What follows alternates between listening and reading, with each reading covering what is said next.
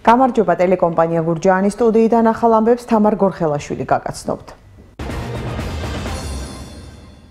უნდა აღდგეს თუ არა კონსტიტუციური მონარქია, სჭირდება თუ არა ქვეყანას მეფე, გამოკითხვის შედეგები გურჯაანში.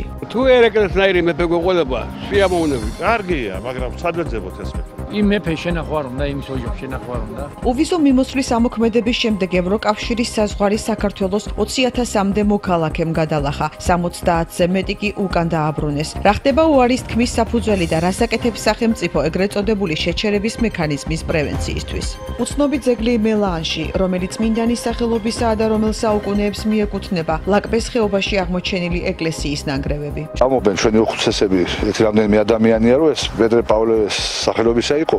ვაცნობთ კულტურული მემკვიდრეობის დაცვის ეროვნულ სააგენტოს და მოვითხოვთ ექსპერტების ჩამოსვლა.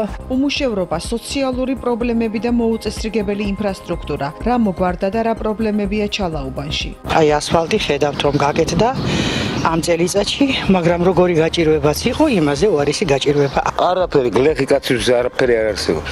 როგორ დავიცვათ თავი მწერებისგან ჯანდაცვის სამსახურის რეკომენდაციები მოსახლეობას? რეპელენტები უნდა შეიძინონ აუცილებლად მოსახლეობამ, ესენი დამაფრთხობლები, ასე ქვიათ, აუცილებლად უნდა აბადონ ფანჯრები. ეთერშია ტელეკომპანია გურჯაანის მთავარი საინფორმაციო გამოშვება. შეგახსენებთ, რომ ტელეკომპანია გურჯაანის საინფორმაციო გამოშვების განმეორებით ნახვა ხვალდილი საათზე შეგეძლებათ. ასევე გადაცემები და სიუჟეტები შეგიძლიათ ნახოთ ჩვენ საიტზე gurjaani.tv.com. ასევე Facebook-ის გვერდზე მოგზაურობთ ტელეკომპანია გურჯაანი, გვიყურებთ Silk.net-ზე, მაგთისაცსა და My ვიდეოზე. საქართველოს პატრიარქი კონსტიტუციური მონარქიის აღდგენის ინიციატივით გამოდის. უწმინდესის ინიციატივას მმართველი გუნდიც მხარს უჭერს, თუმცა არიან მოწინააღმდეგებიც. უნდა აღდგეს თუ არა კონსტიტუციური მონარქია? ამ საკითხთან დაკავშირებით დღეს ჩვენმა გადამღებმა ჯგუფმა საზოგადოების აზრი მოისმინა. ნინო სამნიაშვილი განაგრძობს თემას. საქართველოს კათოლიკოს პატრიარქი ილია მეორე საკვირაო ქადაგებისას ინიციატივით გამოვიდა, რომ მნიშვნელოვანი იქნება ქვეყანაში კონსტიტუციური მონარქია აღდგეს. პატრიარქის მოსაზრებით მონარქიას ქვეყანაში მშვიდობა შემოაქვს. ამ ინიციატივას დადებითად გამოეხმაურნენ მმართველი გუნდის წევრები და პარლამენტის თავმჯდომარე ირაკლი კობახიძე. ილია მეორე შეხვდა კიდევაც ამ თემაზე სასაუბროდ.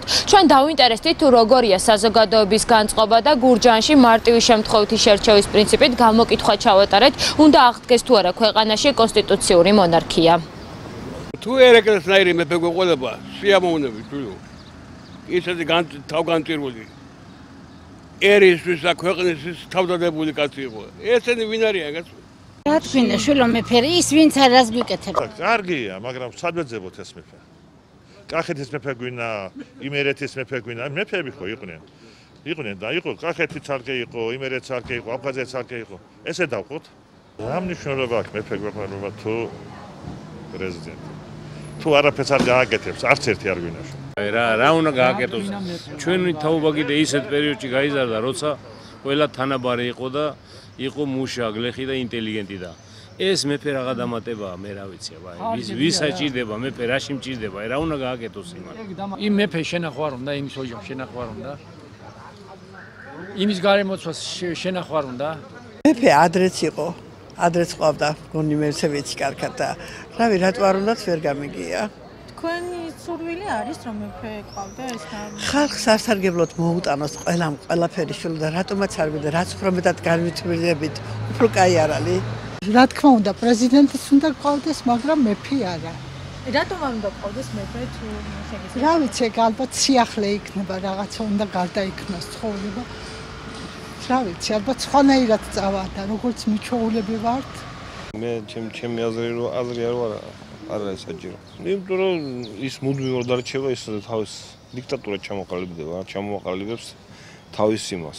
ის იქნება და იქნება მუდმივი, იმის შვილი იქნება, მე იმის შვილი იქნება.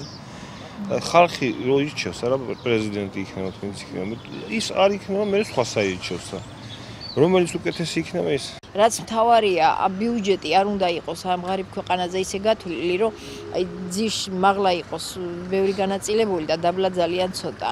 აი ეს ნაწილი არ მომწონს თორე კი ბატონო, ეხლა სამეფო ვისაც აქვს მმართველობა ეს ბელგია თუ დიდი ბრიტანეთი, მაგას სხვა დანიშნულებები აქვს და მშვენივრათაც იყენებენ და თუ ჩვენც გამოვიყენებდით იმ შემთხვევაში კი. საქართველოში რომ კონსტიტუციური მონარქია აღდგეს, როგორც ჩანს, ეს არის პატრიარქის დიდი სურვილი და მან რამდენიმე წლის წინაც აღნიშნა და გამოვიდა ამ ინიციატივით, თუმცა მაშინ ხელისუფლებას ეს საკითხი სერიოზულად არ განუხილავს. როგორც ჩანს, მმართველ გუნდში ახლა იწონებენ ამ მოსაზრებას, რაც შეეხება პრემიერ-მინისტრ გიორგი კვირიკაშვილის პოზიციას, მანაც აღნიშნა, რომ საკმაოდ მნიშვნელოვანი საკითხია, თუმცა ეს უფრო ფართო კონსენსუსით უნდა გადაწყდეს. თუ ამ ინიციატივას მხარდამჭერები გამოუჩნდებიან, მალე დაიწყება იმ საკითხის განხილვაც, თუ ვინ იქნება საქართველოს მეფე. Როგორც სარგებლობთ ვიზა ლიბერალიზაციით, უვიზო მიმოსვლის ამოქმედების შემდეგ ევროკავშირის საზღვარი საქართველოს 20,000-მდე მოქალაქემ გადალახა, 70-ზე მეტი კი უკან დააბრუნეს.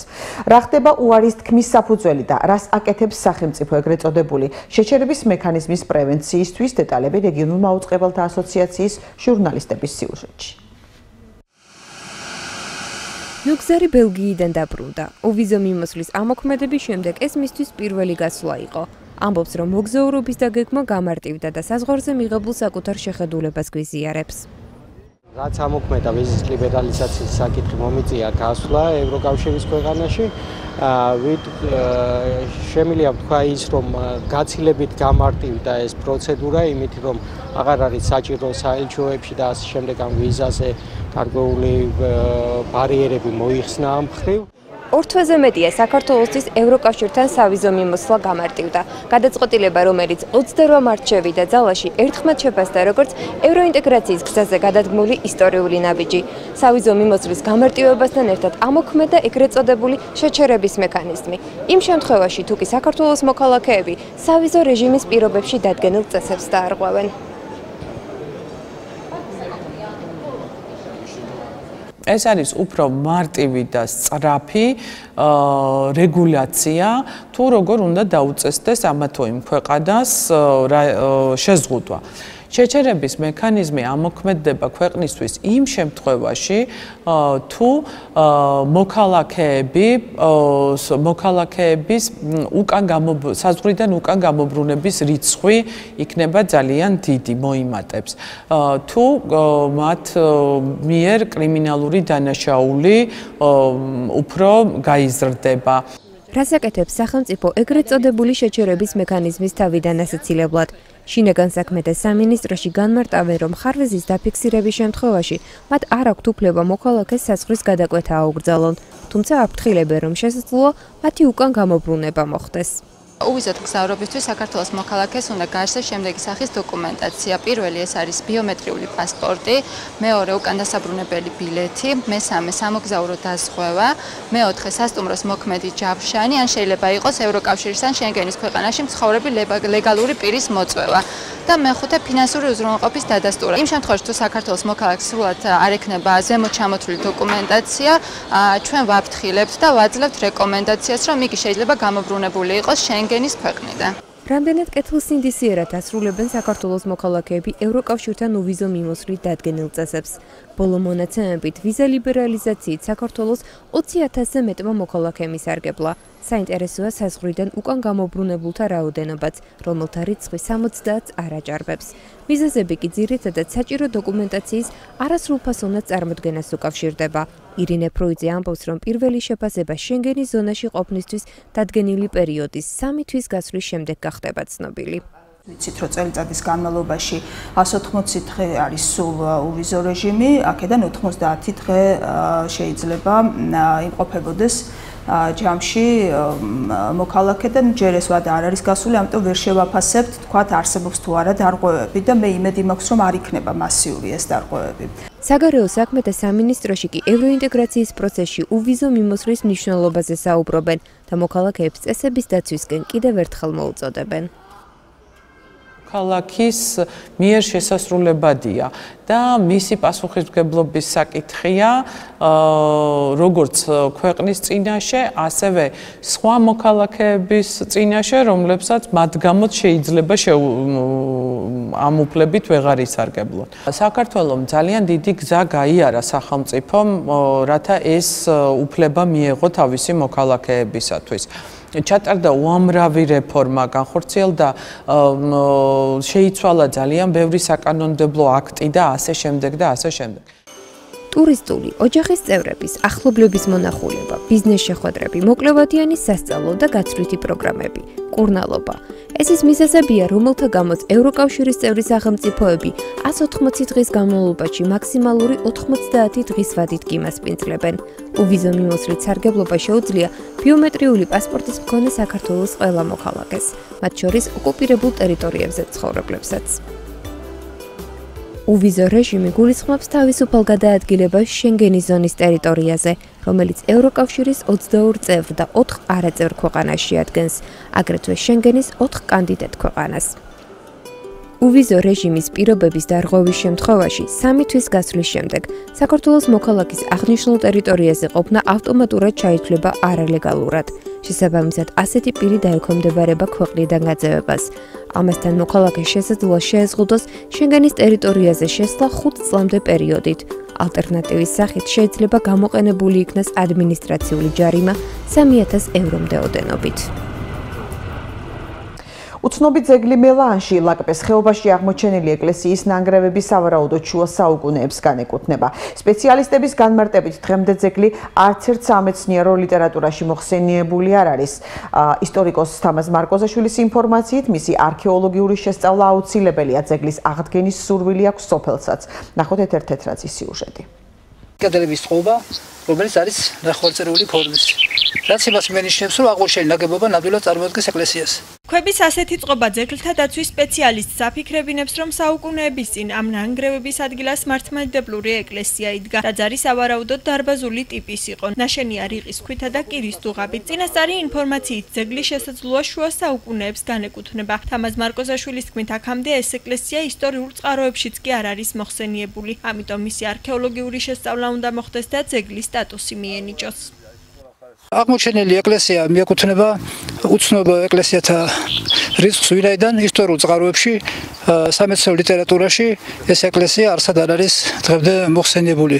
ჩვენ სავარ ამოცანას წარმოადგენს ამ აღმოჩენის შესახებ ვაცნობთ კულტურული მემკვიდრეობის დაცვის ეროვნულ სააგენტოს და მოვითხოვთ ექსპერტების ჩამოსვლა, ექსპერტიზის ჩატარება კულტურული მემკვიდრეობის დაცვის სპეციალისტების მიერ. რომ მიენიჭოს ძეგლის სტატუსი და მოხდეს ამ ძეგლის ამ ეკლესიის გამოკვლევა და მისი მეცნიერული შესწავლა. გამგებლის წარმომადგენელი სოფელში ამბობს, რომ ეკლესიის შესახებ ინფორმაცია უხუცესი მკვიდრისგან მიიღო. მისგანვე შეიტყო, რომ ტაძარი სავარაუდოდ მოციქულების პეტრესა და პავლეს სახელობისა. ეკლესია წლების განმავლობაში ეკალ ბარდით იყო დაფარული. მოსახლეობამ გაასუფთავა და ჯვარი აღმართა. წმუნებული არ გამორიცხავს, რომ სოფლის ძალებით მისი რეაბილიტაციაც შეძლონ.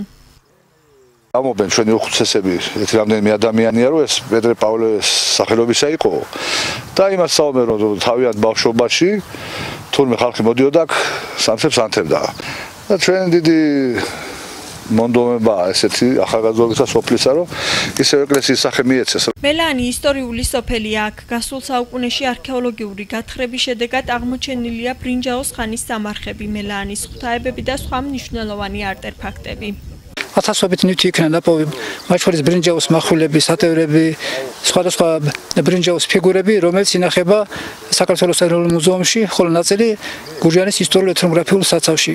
ამ არქეოლოგიური კვლევებით დასტურდება, რომ სოფელ მელაანის მოსახლეობა ჯერ კიდევ დაახლოებით 3000 წლის წინათ ყოფილა აქ დასახლებული საკმაოდ მჭიდროდ, რასაც მოწმობს შესაბამისი არქეოლოგიური გამოკვლევები. ძეგლთა დაცვის სპეციალისტი არ გამორიცხავს, რომ ტაძრის მიმდებარე ტერიტორიაზე სამარხებიც აღმოჩნდეს, ამიტომ მისი აზრით ამ ადგილის დროული შესწავლა უნდა მოხდეს. უმუშევრობა, სოციალური პრობლემები და მოუწესრიგებელი ინფრასტრუქტურა. ჩალოუბანში გამოკითხული რესპონდენტები ამბობენ, რომ წლებთან ერთად სოფელში ცხოვრება რთულდება. რის გამოც ადგილობრივების ნაწილს აქ დარჩენის სურვილი აღარ აქვს და საცხოვრებლად დედაქალაქში ან საზღვარგარეთ მიდიან. მართალია ჩალოუბანში ბოლო დროს განხორციელებული პროექტებით მოსახლეობა კმაყოფილია, თუმცა უმრავლესობა პრობლემებზე მაინც საუბრობს.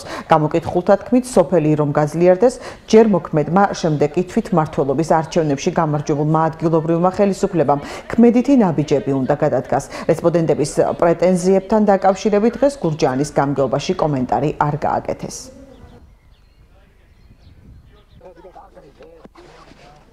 სოფელი იგივეა რაც იყო ერთადერთი სასიკეთო რაც გაკეთდა ეს არის აი ასფალტი, ხედავთ რომ გაკეთდა ამ წელიწადში, მაგრამ როგორი გაჭირვებაც იყო, იმაზე უარესი გაჭირვება არის. სოფლიდან მიდის ხალხი, ჩვენ სკოლაში, მე სკოლაში მუშაობ, რუსული ენის მასწავლებელი ვარ. ჩვენ სკოლაში პარალელური კლასებიც იყო, 200-ზე ზევით ასწდებოდა. ეხლა 100 მოსწავლეა სკოლაში. იცით რა არის? ძალიან დიდი ინვესტიცია უნდა ჩაიდო სოფელში. ძალიან დიდი ინვესტიცია, იმიტომ რომ სოფელი თუ არ განვითარდა და წინ არ წავიდა, არც ქალაქის მცხოვრებლებს არ დაადგებათ საშველი. გასაჭირია, ნამდვილი გასაჭირია. ფაქტიურად არაფერი გლეხი კაცის არაფერი არ არსებობს. არ არის რა. წვალება და სხვა არაფერი. 1000 რამე ჭირდება გლეხ კაცს, აი 1000 რა წვრილმანი რა ვიცი, ვენახებისთვის გინდა, მოსავლისთვის გინდა, ყველაფრისთვის. საჭიროა ყველაფერი. რა ვიცი, თუ მთავრობა დაეხმარება ხო, კაი. სოფელი დღესაბა როგორი უნდა იყოს, შვილო. გაჭირვება არის, უმუშევრობა არის, ქალაქში არიან გაქცეულები, უმუშევრობა, ზოგს ეზარება სოფლის მუშაობა და ქალაქებში არიან წასულები. სუკლიტები ადევს და ეს გული მткиვა რა. ნუ ხა წინანდელთან შედარებით აი გზა რო გაგვიკეთდა, მაგით კარაუშავს. აი ესე რომ მიჯექი და უყურებდი რომ ბავშვები სკოლაში ვერ დადიოდნენ, იმათ წოდით ვიწვებოდი. აი ერთი ეს განვიკეთეთ. დანარჩენი რა, წყალი გვაქვს, წყალიც არ ვარ გავყიდულობთ. დასალევ წყალს უყიდულობთ. რატო უნდა ვიყიდოთ? წყალი არის, მაგრამ ჭუჭყიანი. თითქმის არ არის პრობლემა ძალიან. წყალიც არის ნორმალურად. ხანდახან კი არის რაც იმის პრობლემაც გლის. დანარჩენი რა ვიცი. როგორ უნდა იყოს სოფელი, ყურადღება უნდა მიაქცეს სტავრობა. აი ფასი არ აქვს, მუშაურობა თავართ, აი ხალხი მუშაურით არის.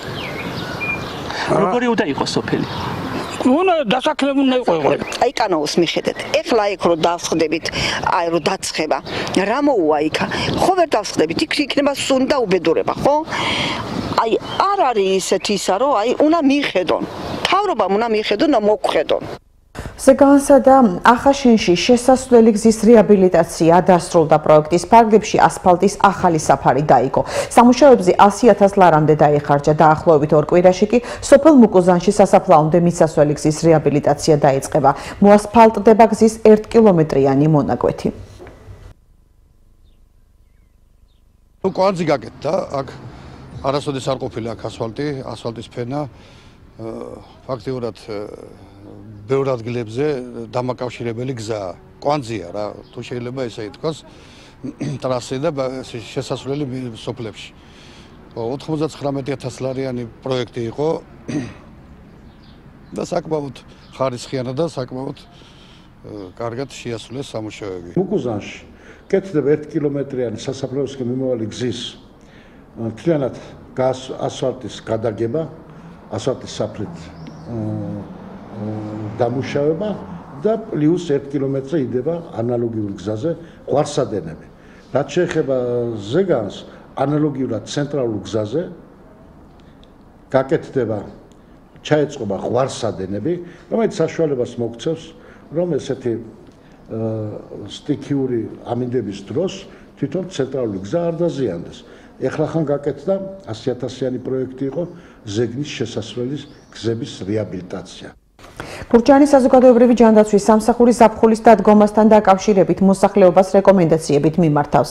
ენტომოლოგ ლია გეორგაძის ინფორმაციით, მუნიციპალიტეტის იმ სოფლებში, სადაც მალარიის გავრცელების საფრთხე იყო, იმ მწერებისაგან დასაცავად, როგორიცაა კოღო, ანოფელესი, ტკიპა და მოსკიტი, საცხოვრებელი სახლებისა და შენობა ნაგებობების პირველადი დამუშავება უკვე ჩაატარეს. მისივე თქმით, დაავადებათა ეროვნული ცენტრისაგან მწერების საწინააღმდეგო მხვნილს აგვისტოში შემოიტანენ და მიმართვიანობის შემთხვევაში მოსახლეობას გაუნაწილებენ. როგორც უკვე ცნობილია, ეს კოღონფელესი მალარიის გადამტანი კოღოა, რომლის წინააღმდეგაც ვიბრძვით ორგანული პირეტროიდით, სულფაკვპ-10-ით. ძირითადად დამაფრთხობლე რეპელენტები უნდა შეიძინონ აუცილებლად მოსახლეობამ, ესენი დამაფრთხობლები, ასე ქვიათ. აუცილებლად უნდა აბადონ ფანჯრები, რომ ნაკლებად იგრძნო მწერების შემოსვლა ოთახებში და რა თქმა უნდა ჩვენი შხამით რომ დაამუშაო სულფაკლები 10 ეს ძალიან ეფექტური შხამია როგორც შენობებში ასევე ეზოებში და ეზოში არსებული დამხმარე ნაგებობების შემთხვევაში. ნიდერლანდების ინსტიტუტი მრავალპარტიული დემოკრატიისთვის თელავის დემოკრატიის სკოლა 2017 წლის სასწავლო კურსისათვის მსმენელების ახალი ნაკადის მიღება დაიწყო. დღეს თელავის ნიმდის სკოლის კოორდინატორმა ნიკოლო შარვაშიძემ გურჯაანის გამგეობის დარბაზში პრეზენტაცია გამართა, სადაც დეტალურად განიხილა ნიმდის სკოლის ახალგაზრდებში დემოკრატიის ხელშეწყობისა და რეგიონებში პოლიტიკური კულტურის ამაღლების საკითხები. პრეზენტაციას გურჯაანის მუნიციპალიტეტის საკრებულოს წევრები, საჯარო მოხელეები და სამოქალაქო სექტორის წარმომადგენლები დაესწრნენ. თელავის დემოკრატიის სკოლაში სწავლა უფასოა და 5 თვიან კურსს მოიცავს. დღეიდან 20 ივნისიდან 20 ივლისამდე იქნება აპლიკაციების მიღება, რომელიც იქნება ელექტრონულად და ყველა ნებისმიერ მსურველს შეუძლია მიიღოს მონაწილეობა კონკურსში და ეს გულისხმობს 5 თვიან ინტენსიურ კურსს საჯარო მოხელეებისთვის, პოლიტიკური პარტიის წევრებისთვის, სხვადასხვა არასამთავრობო ორგანიზაციებისთვის და ასე შემდეგ. ძირითად პოლიტიკურ და ადგილობრივ მნიშვნელოვან საკითხებს. სკოლა 2011 წლიდან ფუნქციონირებს თელავში, ასევე საქართველოს 4 ქალაქში, ეს არის გორი, ქუთაისი და ბათუმი. ჩვენ მიგვაჩნია ეს არის ძალიან მნიშვნელოვანი პროექტი, იქიდან გამომდინარე, რომ ადგილობრივ დონეზე რეგიონებში ასე ვთქვათ, კარგი ხარისხიანი განათლება არ არის ხელმისაწვდომი და ამიტომ ჩვენ ვცდილობთ, რომ მაქსიმალურად მოვიცოთ რეგიონები. ეს არის ძალიან საინტერესო პროგრამა, რომელიც მოიცავს სხვადასხვა მოდულებს. მინდა გითხრათ, რომ აქ ტრენინგებს ატარებენ ძალიან კვალიფიციური სპეციალისტები. ამ სკოლაში გატარებული პერიოდი თუმცა ძალიან კმაყოფილი. საშუალება მქონდა, რომ გავცნობდი ძალიან ბევრ სიახლეს, გამოცნო ძალიან ბევრი საინტერესო ადამიანი და ეს სკოლა საინტერესოა არა მარტო განათლების მიღების კუთხით, არამედ დაინტერესებული ადამიანები აქ შეიძენენ ძალიან საჭირო კონტაქტებს და შეიძენენ უამრავ მეგობრებს მე დარწმუნებული ვარ. გამოშვებას რეგიონის გარეთ განვითარებული მოვლენებით განვაგრძობთ. პრეზიდენტი გიორგი მარგველაშვილი პარლამენტს მოუწოდებს დაჩქარებული წესით არ მიიღოს შეუთანხმებელი საკონსტიტუციო ცვლილებები. ამის შესახებ პრეზიდენტმა საგანგებო ბრიფინგზე განაცხადა, რომელზეც პარლამენტის თხოვნას საკონსტიტუციო ცვლილებების განსახილველად სიგარეშე სესიის მოწვევის თაობაზე უარით უპასუხა. შევქმნათ ერთიანი თანხმობის დოკუმენტი. შევქმნათ დოკუმენტი, რომელიც იქნება დაფუძნებული კონსენსუსზე და რომელიც იქნება დაფუძნებული ვენეციის კომისიის მიერ შემოთავაზებულ ფუნდამენტურ პრინციპებზე.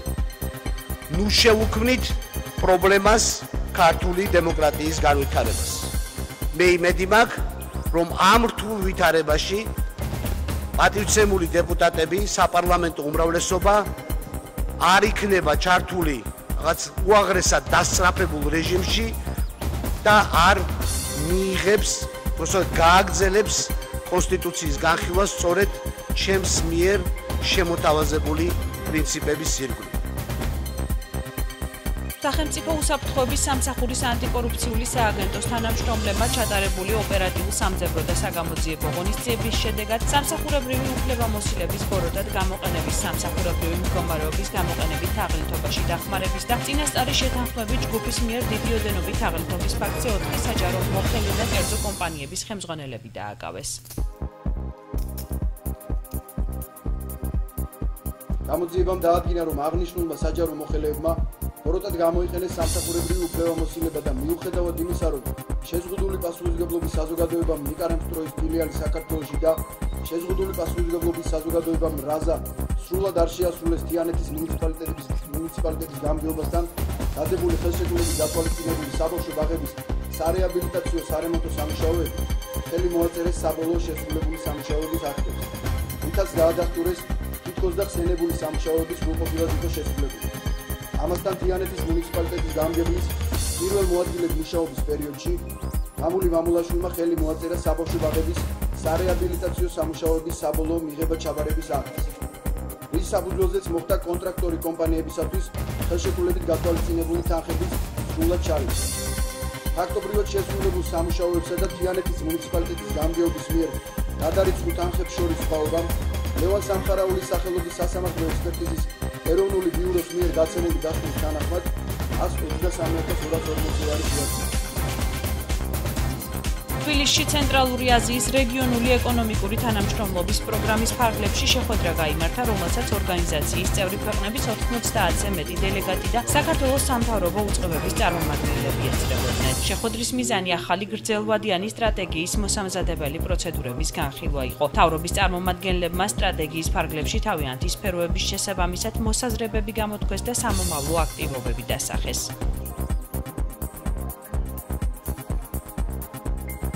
გვაქვს სხვადასხვა დონის თანამშრომლობა წევრ ქვეყნებთან, სხვადასხვა ეკონომიკური კორიდორების განვითარების, ასევე ენერგეტიკული კორიდორების განვითარების მიმართულებით. ასევე აღნიშნული ორგანიზაციაში თანამშრომლობა ხდება ვაჭრობის და საბაჟო სფეროში, რომელიც არის ძალიან მნიშვნელოვანი იმისთვის, რომ ქვეყნებს შორის განვითარდეს ვაჭრობა და ხელი შეეწყოს ერთმანეთის პროდუქციის თავისუფალ განთავსებას აღნიშნულ ბაზრებზე. შესაბამისად, დღეს საქართველოს მასპინძლობს აღნიშნული ქვეყნების მაღალი დონის შეხვედრას, რომელიც წელიწადში ორჯერ იმართება. ამჯერად გახლავთ ტაჯიკეთი, კოორდინატორი ქვეყანა, მაგრამ საქართველოს როგორც შეხვედრების პლატფორმა მასპინძლობს დღევანდელ შეხვედრას, სადაც 90-მდე დელეგატი 10 ქვეყნის მონაწილეობას ღებულობს.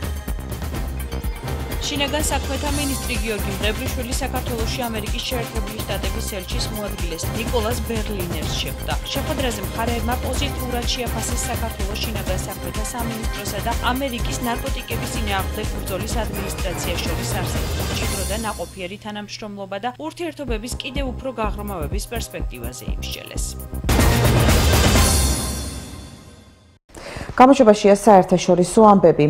რუსეთის თავდაცვის სამინისტროს განცხადებით ქვეყანა წყვეტს სირიაში ამერიკის შეერთებულ შტატებთან გაფორმებულ მემორანდუმს, რომელიც საჰაერო სივრცეში ინციდენტების თავიდან არიდებას ემსახურებოდა.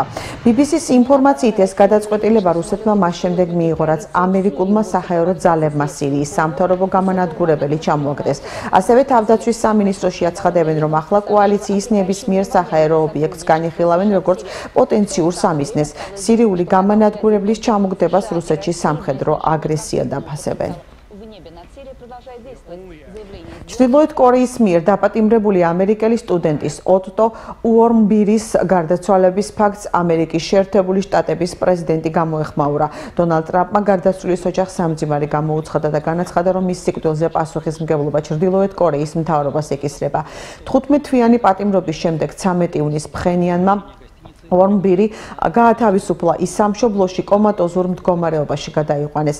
ამერიკელმა ექიმებმა პაციენტს ტვინის უჯრედების კდომის დიაგნოზი დაუსვეს. შეგახსენებთ, რომ ამერიკელი სტუდენტი ფხენიანის აეროპორტში სამშობლოში დაბრუნების დროს 2016 წლის იანვარში დააკავეს და ჩრდილოეთ კორეის რესპუბლიკის წინააღმდეგ მტრულ ქმედებაში დაადანაშაულეს. ამერიკელ სტუდენტს პროპაგანდისტული პლაკატის მოპარვისათვის 15 წლიანი მძიმე სამუშაოები მიუსაჯეს. ახლა კი საინტერესო ამბები, რომელიც პალიტრა TV-მ და პალიტრა News-მა გაავრცელა. უკრაინის საომარ ზონაში ცაზე მისტიკური ჯვრები გამოისახა, რამაც დიდი მითქმა-მოთქმა გამოიწვია. ინტერნეტში მექსიკური პარანორმალური ტელეარხი ამტკიცებს, რომ ერთ-ერთი ჯვარი იმ ადგილას გაჩნდა, სადაც რეისი M17 ჩამოვარდა და 298 ადამიანი დაიღუპა. ბევრმა ჩათვალა, რომ ეს მოვლენა ღმერთისგან გამოგზავნილი მესიჯი იყო. მსგავსი ჯვარი ივლისში სევასტოპოლის თავზე შეამჩნიეს, ხოლო ივნისში დონეცკში. ვოლგოგრადში კი საერთოდ იესოს სახე დაინახეს ცაზე გამოსახული. აფრიკის საოცარ მცენარეულ სამყაროს შორის ბევრი უჩვეულო და გამორჩეული მცენარეა და მათ შორის განსაკუთრებული ადგილი ბაობაბს უკავია. ამ მცენარის გავრცელების ზონა ცხელი სავანაა, რომელიც ტროპიკულ ტყესტებს წარმოადგენს. აქ წელიწადში მხოლოდ 2 ზონაა, ცხელი წვიმიანი და ცხელი გვალვიანი. ასეთი კლიმატური პირობების გამო ადგილობრივი მოსახლეობისთვის ყველაზე საყვარელი მცენარეა ბაობაბი. იგი სრულიად განსაკუთრებულია და შეუძლებელია მისი არევა რომელიმე სხვა მცენარე მცენარეში მისი ზოგიერთი ეგზემპლიარის გარშემოწერილობა 10 მეტრს აღემატება. საოცარი და უჩვეულოა ბაობაბის სიცოცხლის უნარიანობა, როდესაც მას ქერქს აცლიან იმის მაგივრად რომ გახმეს, როგორც სხვა მცენარეების უმრავლესობა, ის ქერქის ახალ წანაზარდების გაკეთებას იწყებს. ხშირია შემთხვევები, როდესაც მწვანე გიგანტების შიგნით დიდი ზომის ფუღუროები იქმნება და მცენარეს ალტერნატიული დანიშნულებით იყენებენ. მაგალითად, კენიაში მდებარეობს ბაობაბ თავშესაფარი, რომელსაც კარებიც აქვს და ფანჯრებიც. ზიმბაბვეში ერთ-ერთი ბაობაბის ფუღუროში ავტობუსის გაჩერება არის მოწყობილი, რომელშიც 40 ადამიანი თავისუფლად ეტევა. ბოსტვანიაში კასანის მახლობლად ბაობაბის ფუღუროში ციხეა განთავსებული. სამხრეთ აფრიკის რესპუბლიკაში 1923 წელს ბაობაბიში, რომლის გარშემოწერილობა 45 მეტრი იყო, ლუდის ბარი გახსნეს, რომელიც დღემდე ფუნქციონირებს. და გამოშვების დასასრულს დღის სხვა ამბები. 6 მილიონი ტურისტის შესახებ გადაღებული ვიდეორგოლი კანის ლომების ფესტივალზე ვერცხლის და ბრინჯაოს ლომის მფლობელი გახდა. ეს არის პირველი წელი საქართველოს ისტორიაში, როდესაც ქვეყანაში 6 მილიონზე მეტი საერთაშორისო მოგზაური შემოვიდა. სწორედ ამ მოვლენის აღსანიშნავად მოხდა კლიპის გადაღება. ქართული სააგენტოების წარმატებას კანის კრეატიულ ფესტივალზე კიდევ 2 ლომი დაემატა. ვინდფორცის ნამუშევარმა ფესტივალზე 1 ვერცხლი, 1 ბრინჯაო მოიპოვა. ესაა პირველი ვერცხლის ლომი ქართულ სარეკლამო ინდუსტრიაში. პროფესიონალ ჩოგბურთელთა ასოციაციამ ახალი რეიტინგი გამოაქვეყნა. ქართველმა ჩოგბურთელმა ნიკოლოზ ბასილაშვილმა კლასიფიკაციაში 4 საფეხურით მაღლა აიწია და მსოფლიოს 51 ჩოგანი გახდა, რასაც მისი კარიერის რეკორდია. ბასილაშვილს 2017 წლის სეზონში 18 მოგება და 13 წაგება აქვს. მან წლევანდელ ტურნირებში 383,972 ამერიკული დოლარის გამომუშავება შეძლო. ნიკოლოზი ამ კვირას ლონდონის Queen's Club-ის ტურნირში მიიღებს მონაწილეობას. ახლა კი ამინდის დროა ჩვენს ეთერში.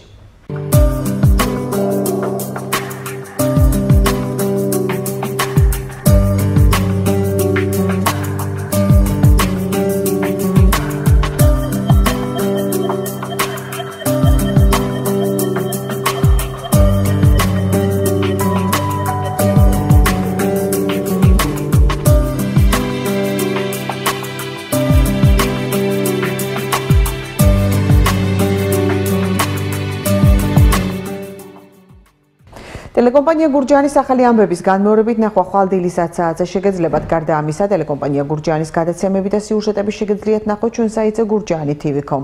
ასევე Facebook-ის გვერდზე მოგძებნეთ ტელეკომპანია გურჯაანი, გვიყურეთ სილქნეტზე, მაგთისაცსა და მაი ვიდეოზე. ჩვენი გამოშვება კი ამით დასრულდა. ნახვამდის.